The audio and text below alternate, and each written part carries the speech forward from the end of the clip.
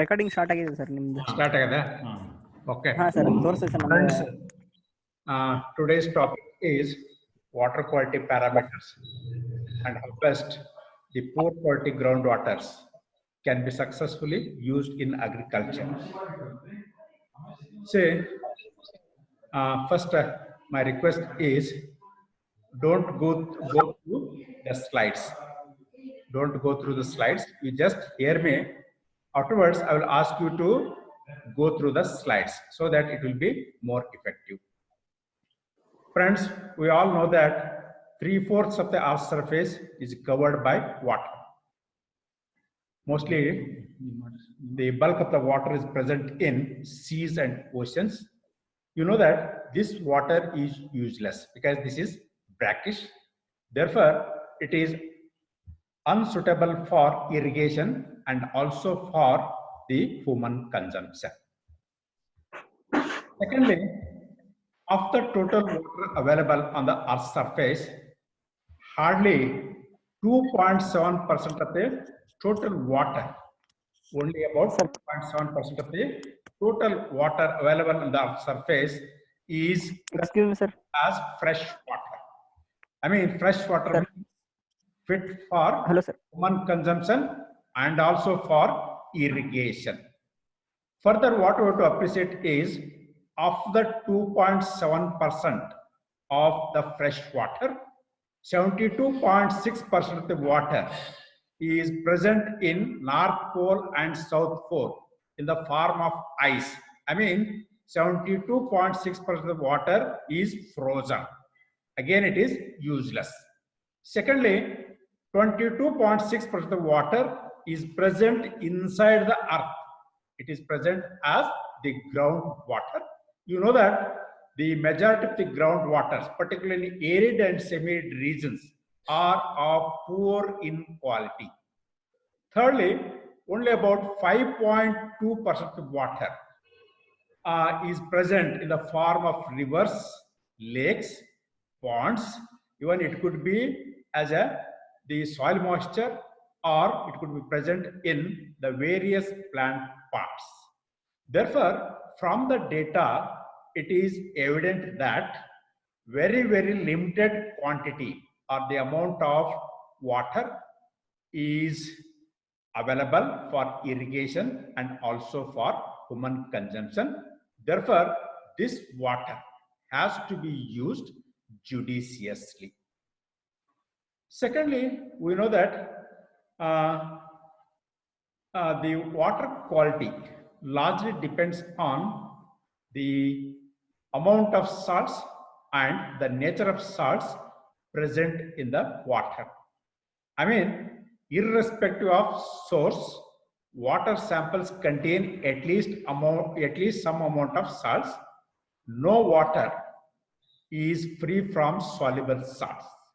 Therefore, water quality varies depending upon the nature of the salts present and also the quantity or the amount of salts present in the irrigation water. For example, if water sample contains more calcium, if water sample contains more amount of calcium, the prolonged usage of such waters would lead to an improvement in the soil structure. On the other hand, if the same water sample contains more amount of soluble sodium and the continuous use of such waters for irrigation, definitely it leads to the soil destruction. I mean, the soils become deflocculated or dispersed. In simple terms, the excess sodium, presence of excess sodium in irrigation water destroys the soil structure. Thirdly, if water samples contain appreciable amounts of soluble salts, the continuous use of such waters would lead to soil salinity. What soil salinity and alkalinity is, we have already discussed in length. under salt affected soils. On the other hand, if the water sample contains high amounts of carbonates and bicarbonates, it leads to the development of soil alkalinity. Therefore, what we have to appreciate is the quality of water has the direct impact on the soil properties and also on crop growth. Thirdly, definitely, particularly in arid and semi-arid regions, soils respond well to, crops respond well to the irrigation. We have to take up the irrigation. Therefore, first we have to assess the quality of the irrigation water. Whether the given water is suitable for irrigation or not. Therefore, before assessing the various quality parameters, the first activity is the collection of water samples. See, the water sampling. This is just like your soil sampling. Remember, water sampling is equally important and it is as important as soil sampling. And always it is advisable to collect representative water samples. Coming to the second point, that is containers to be used for water sampling.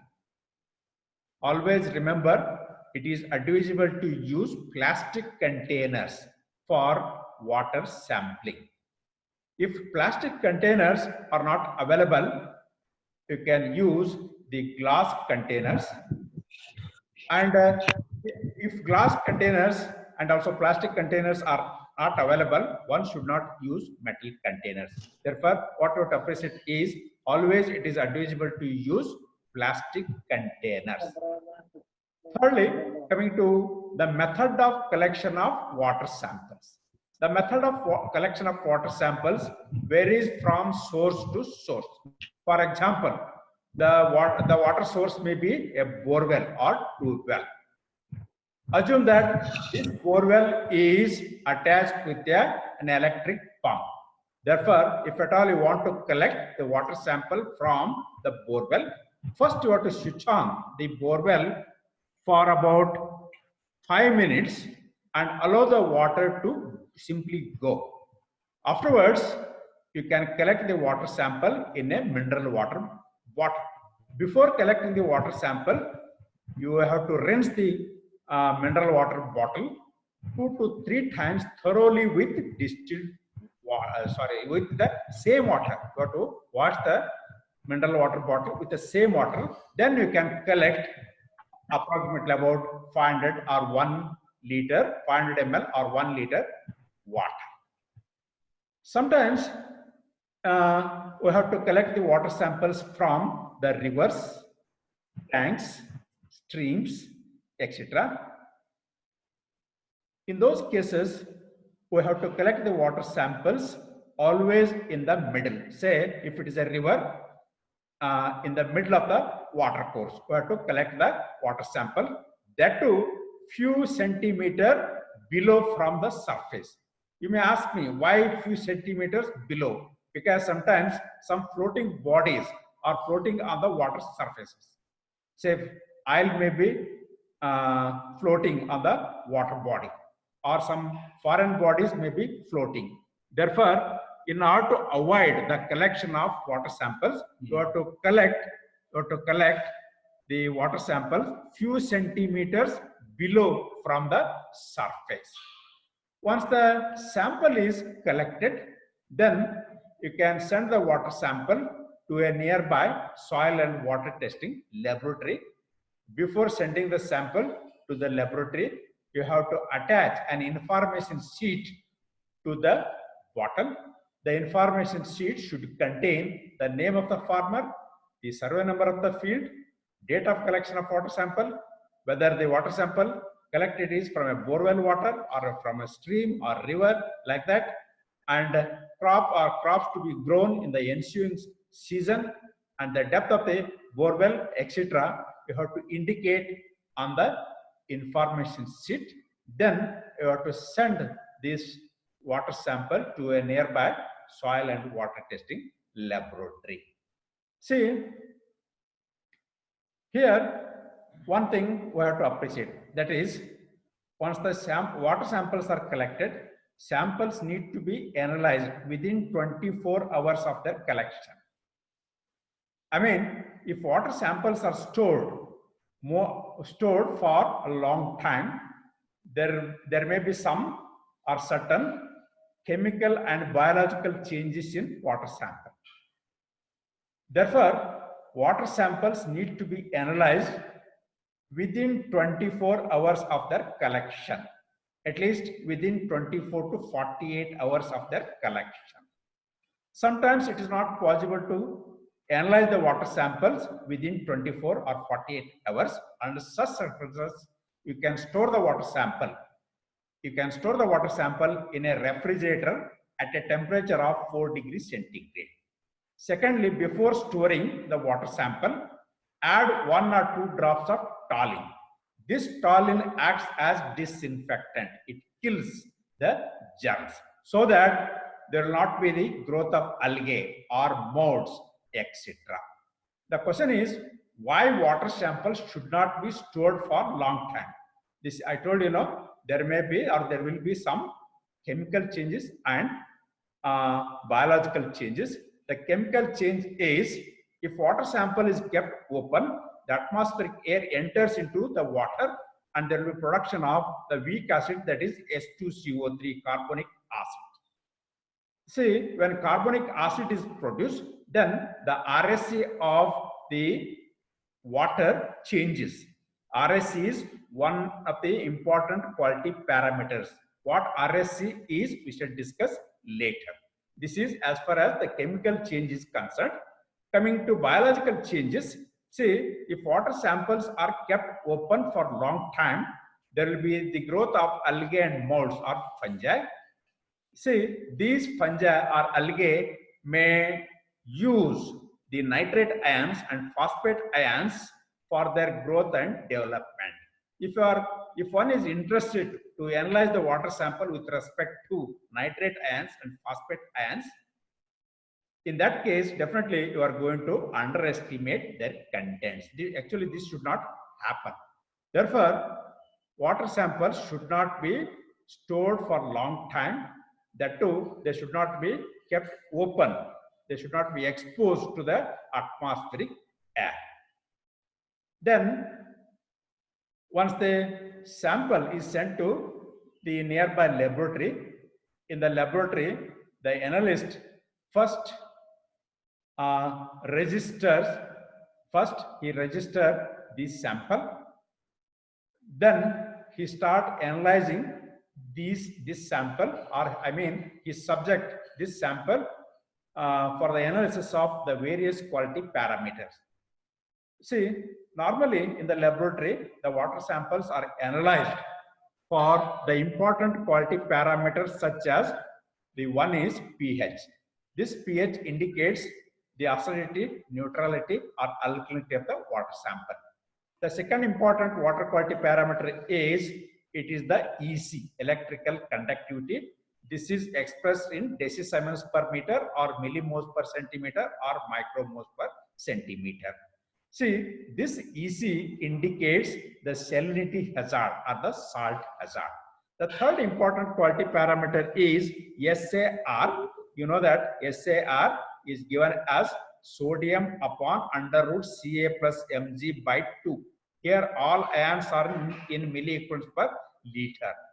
Therefore, SAR simply indicates the sodicity hazard. The fourth important chemical parameter is, it is the RSC, residual sodium carbonate. Residual sodium carbonate. Mathematically, it can be given as CO3 plus HCO3 minus Ca plus Mg. Here, all ions are expressed in milliequivalents per liter. And the next important quality parameter is, it is the boron content. Boron content is either expressed in milliequivalents per liter or in ppm. See, these are the 5 important quality parameters besides these quality parameters, often the water samples are also analyzed with respect to the various ions such as carbonates, bicarbonates, nitrates, phosphates, chlorides, sulfates, etc. Anyway, we shall not go into all those details at this juncture. We shall concentrate only on these the first 5 important quality parameters. Coming to the water quality guidelines. Water quality guidelines. Now you can go through these slides. Next. This slide.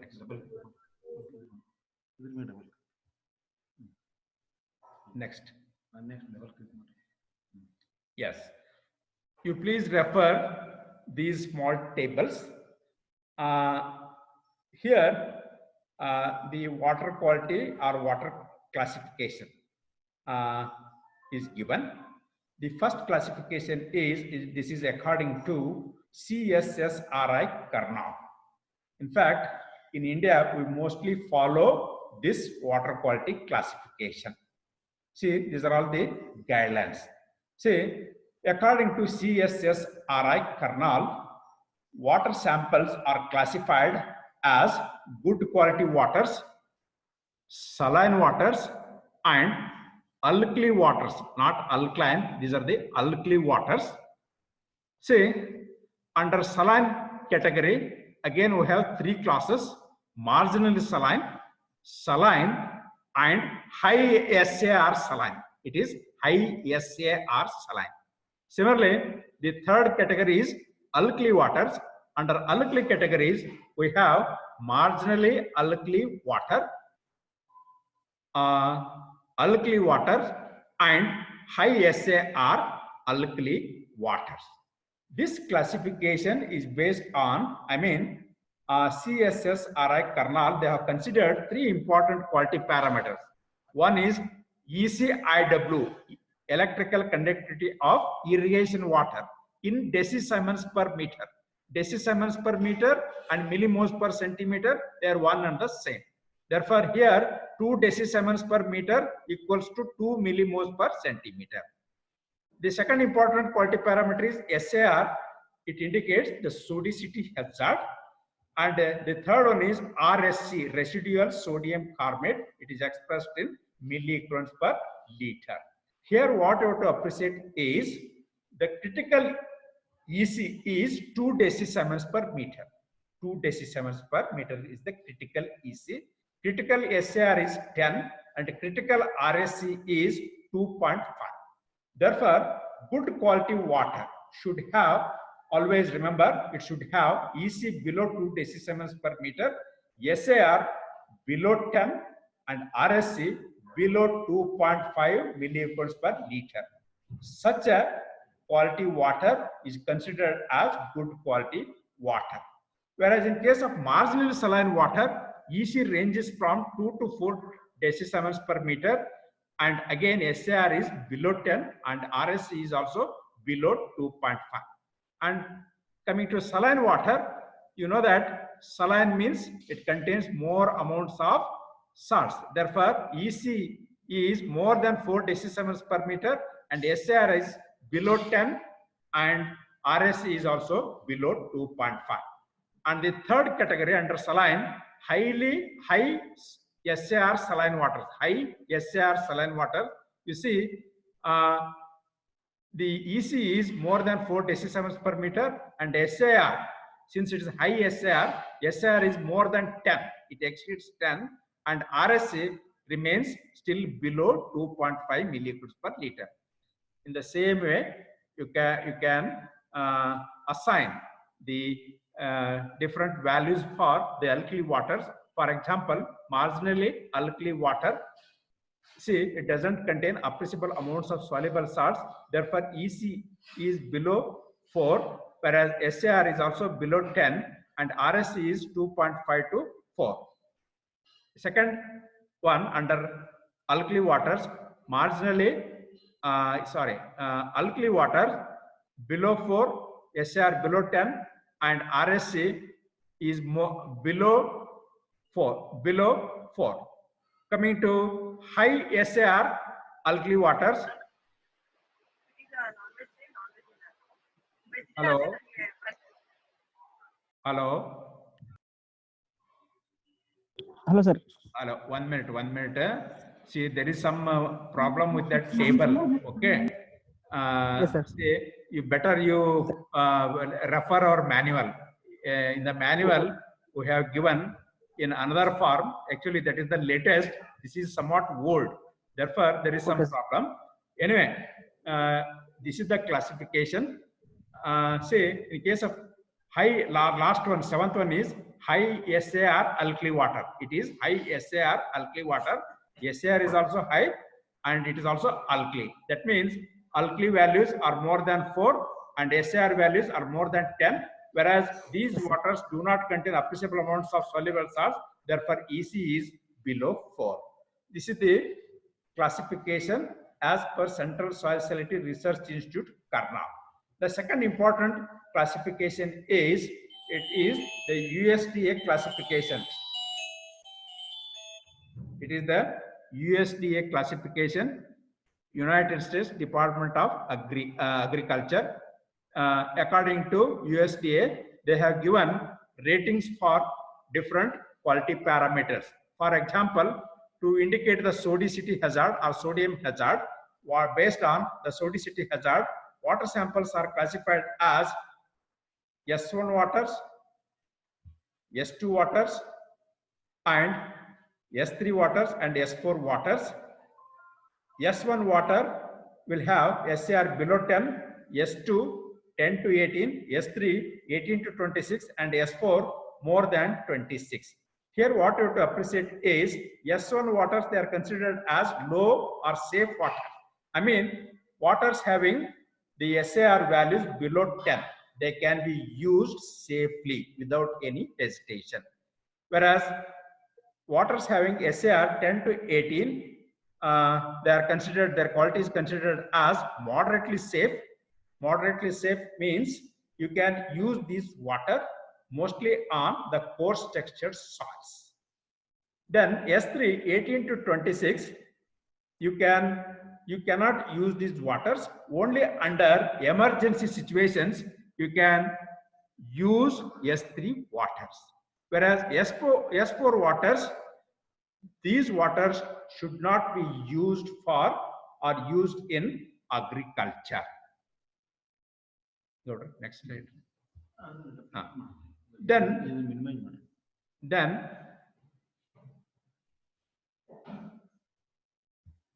USDA ratings based on EC values, that is based on the salinity hazard.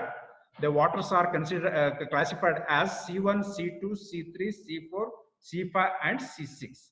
Say C1 means EC values below 250 micromoles per centimeter.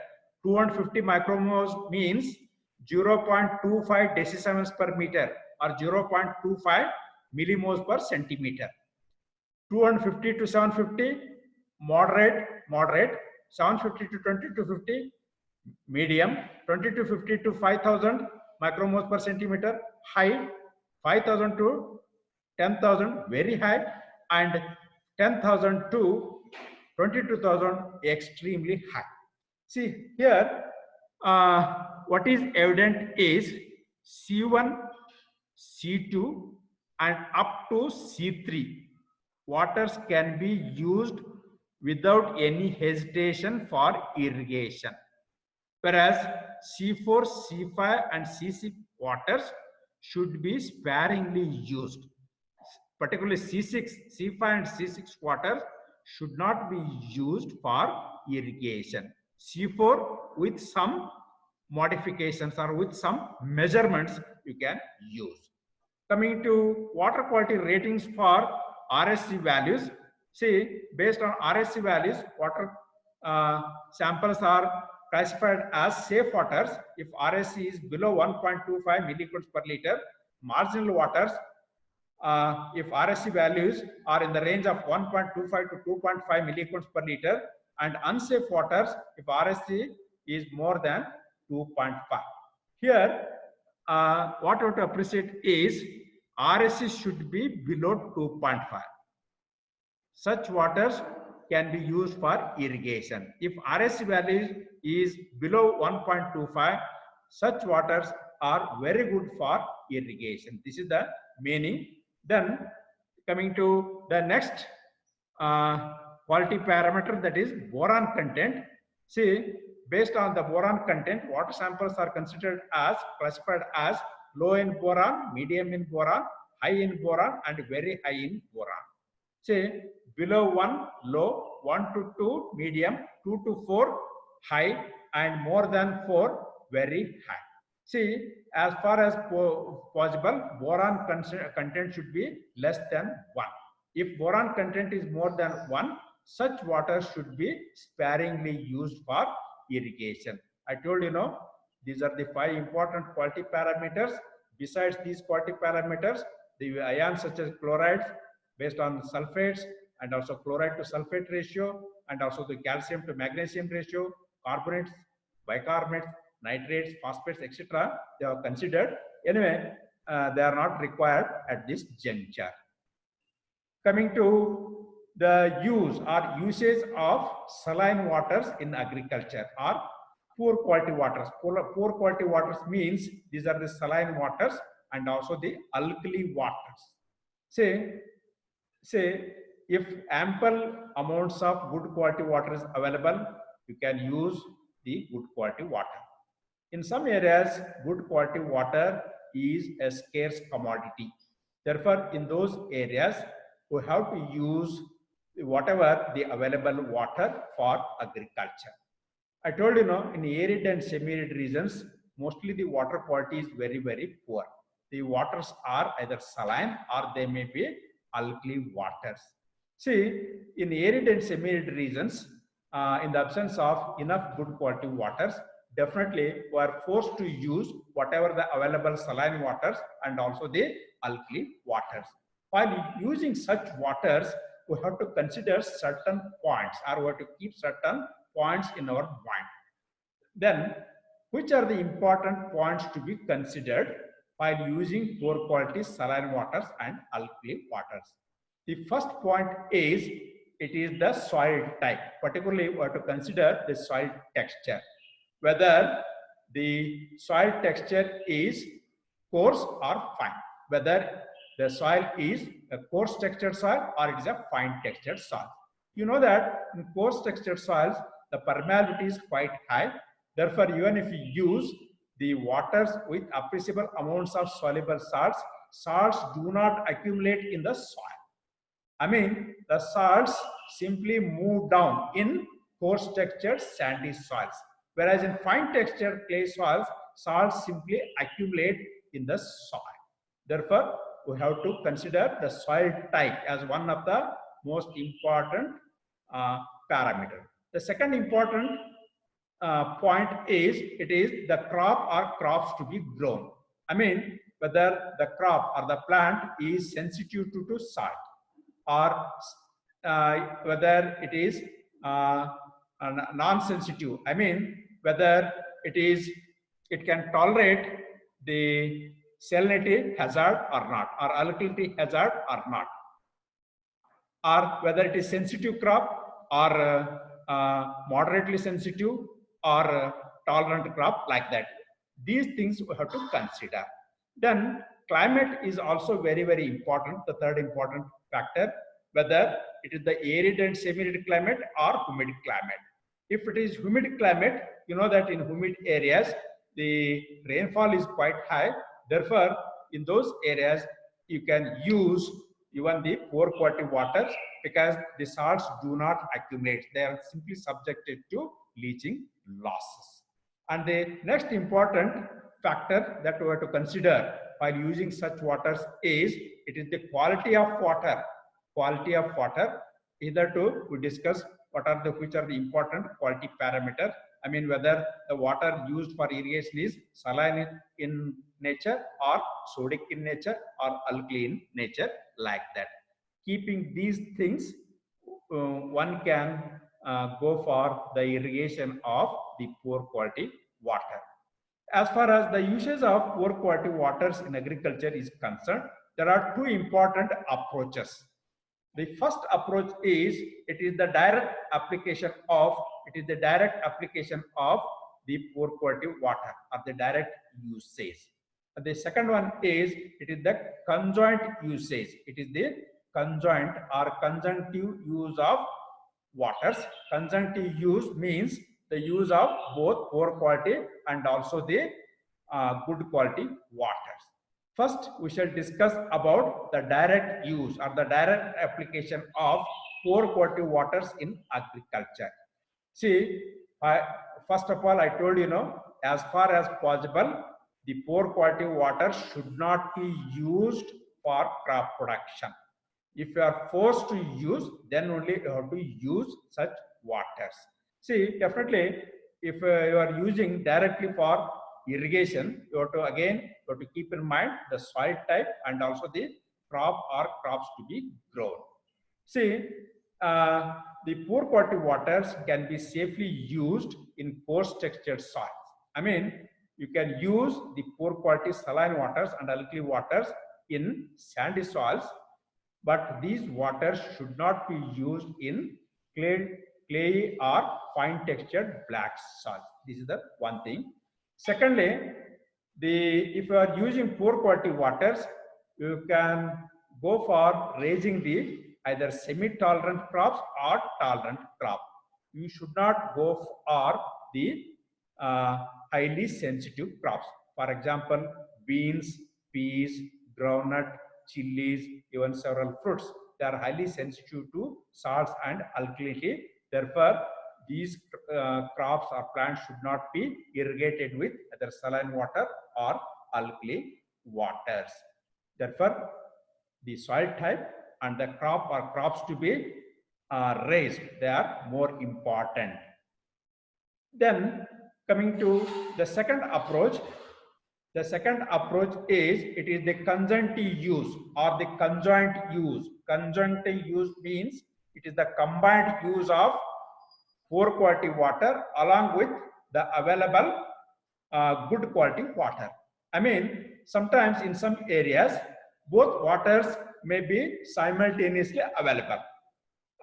Say the borewell water is poor in quality, whereas the canal water, particularly during canal opening periods, canal water is available for crop production. Therefore, we have to use that canal water. Definitely, you know that the availability of canal water is very, very limited. Therefore, we have to use both the quality waters for crop production. Under such circumstances, we have to follow two important strategies. There are two important strategies as far as the conjoint use or conjunctive use of waters are concerned. The first strategy is the blending of poor quality waters with good quality waters. Blending means mixing. I mean, the poor quality water can be mixed with good quality waters. When poor quality water is mixed with good quality water, its salinity load reduces or alkalinity reduces. I mean, the parameters will be well within the prescribed limit or acceptable values. Therefore, the mixed water which is having low salinity, I mean, usually canal water, its salinity or alkalinity is very, very low, whereas the borewell water has more salts or more alkalinity. Therefore, when borewell water is mixed with canal water, the salinity of the borewell water or the mixed water reduces. Therefore, the mixed water can be safely used for irrigation. This is the one approach. As far as mixing is concerned, there are two important strategies. One is, it is called network dilution. I mean, the poor quality waters can be mixed with good quality waters in the irrigation channel itself. In the field, there will be some irrigation channels. In the channel itself, you can mix these two waters in a definite ratio and then you simply allow the water or use the water to irrigate the lands. This is known as network dilution. The second strategy is on-farm dilution. On-farm dilution means a huge storage tank is constructed in the farm, and poor quality waters and good quality waters are mixed in a definite ratio in the tank. Then the water is repumped and it is used for irrigation. This is called on-farm dilution. Therefore, mixing is accomplished by two important ways. One is network dilution. I mean, the two waters are mixed in the irrigation channel itself. The second strategy is it is the on-farm dilution. Here, huge tank is constructed and the two waters, poor quality and good quality waters, are mixed in a definite ratio. Then the mixed water is used for irrigation. Coming to the second approach is it is the cyclic mode or the rotational mode. Sometimes this is also known as sequential mode. Cyclic means one after the other. Rotational or sequential means one after the other. I mean, one irrigation with good quality water, or say canal water, followed by, say, after 8 to 10 days or 10 to 15 days, one irrigation with poor quality waters, or two irrigations with good quality waters and one irrigation with poor quality water. This is 2:1 cycle. One poor quality irrigation followed by one good quality irrigation, 1:1 cycle. One good quality irrigation followed by one poor quality irrigation, again it is 1:1 cycle. I mean, depending upon the availability of the good quality and poor quality water, you can adopt certain cyclic modes or rotation, and you can use the poor quality waters successfully for agriculture. Besides these two important approaches, you can also think of some management practices. I mean, you have to suggest some management practices as far as the usage of poor quality water is concerned. The management practices include, the first one is, say, always it is advisable to test the borewell water. I mean, test and use. I mean, this is very, very important to assess the water quality. This is one thing. The second one is apply adequate amounts of organics. This ensures the good structure of the soil, and definitely the permeability of the soil enhances, and thus salts do not accumulate in the soil. The third strategy or the third management practice is always follow scientific irrigation methods. I mean, avoid the flood irrigation. Follow either drip irrigation, sprinkler, or the pitcher irrigation. And the next one is provide adequate drainage so that salts do not accumulate in the field. And the next one is even you can follow certain improved agronomic practices, such as the fertilizer management. If you are using poor quality waters, always use 25% more nitrogenous and phosphatic fertilizers. These are some of the management practices. See, this is all about the today's topic, and the important questions you can expect on this topic are, say, the first one is, which are the important water quality parameters? pH, EC, SAR, RSA, and boron. These are the 5 important water quality parameters, and you should have some idea about their ratings. Then the classification of irrigation waters, the classification as per Central Soil Salinity Research Institute, Karnal. They have considered 3 important quality parameters. One is EC, SAR, and RSA. In this case, you have to appreciate the critical values. Critical EC is 2, critical SAR is 10, and critical RSC is 2.5 milliequivalents per liter. As per CSSRI kernel, waters are classified as good quality waters, saline waters, and alkali waters. Again, under saline category, we have 3 different classes, and under alkali category, again we have 3 different classes. The next classification is according to USDA classification. They have given ratings for the salinity hazard based on the EC, electrical conductivity, based on SAR to indicate the sodium hazard, and based on RSC. And the last parameter is, it is the boron water quality parameters. See, then there will be one lengthy question, particularly on the management of poor quality waters in agriculture. How best the poor quality ground waters can be successfully used in agriculture. See, first we have to highlight the points to be considered while using the poor quality water. First one is soil type. The second one is crop or crops to be grown. The third one is climate, whether it is arid climate or semi-arid climate or humid climate. Fourth one is, it is the quality of the water itself. And then management practices, whether the land or the soil has been provided with adequate drainage or not, whether good amount of organics have been applied or not, like that. See, after listing out all these points, then you have to highlight the important strategies as far as the usage of poor quality waters. There are 3 important strategies. First one is, it is the direct use. The second one is, it is the conjunctive use or conjoint use of good quality and poor quality water. And the third one is, it is the management practices or the management options to be followed while using the poor quality waters.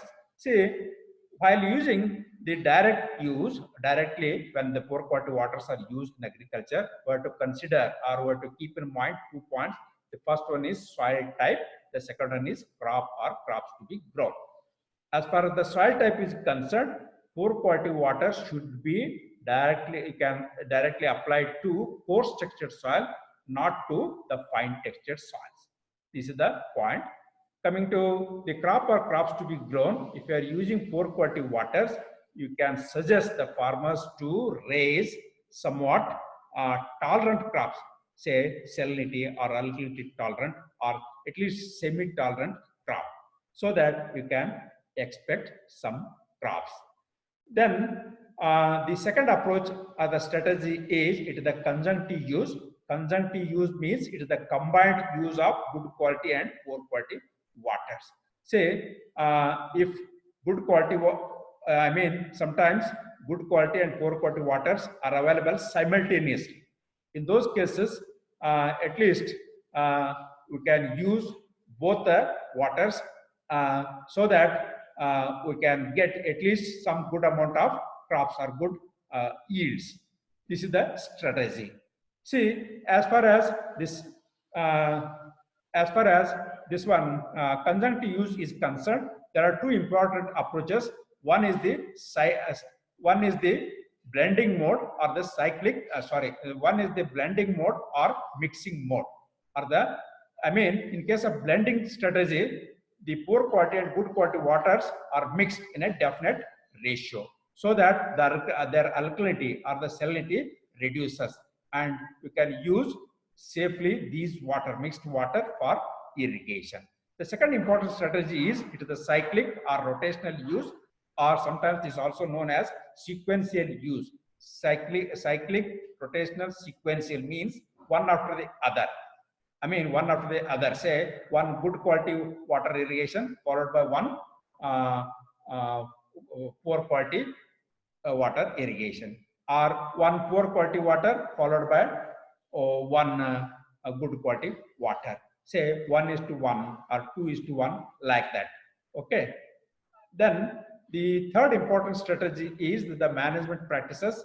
As far as management practices are concerned, the important one is it is the testing of the water sample.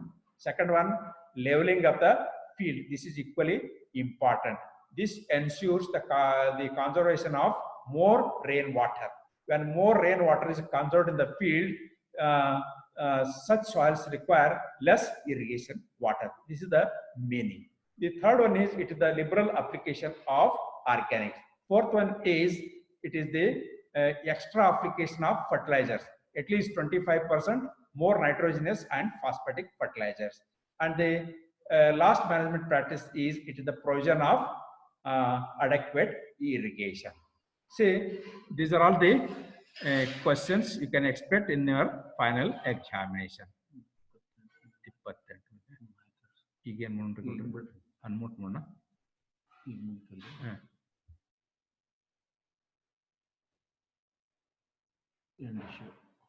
Stop sharing.